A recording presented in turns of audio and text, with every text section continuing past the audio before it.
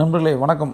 விஜய் பிரயாக் பேசுகிறேன். இப்போ வந்து ஒரு 20,000 25,000, அதாவது மினிமம் நீங்கள் ஒரு 20,000 to 25,000 வச்சுக்கலாம்.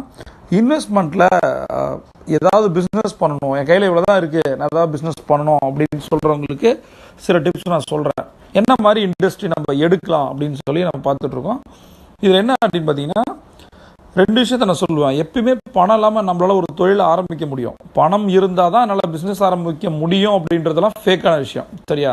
நான் நிறைய மில்லியனர்ஸ்ட்டை மீட் பண்ணியிருக்கேன். அவங்க எல்லாம் சொல்கிற விஷயம் என்ன தெரியுமா? பணம் ஒரு பிரச்சனையே கிடையாது, ஐடியாஸ் தான் ப்ராப்ளம்.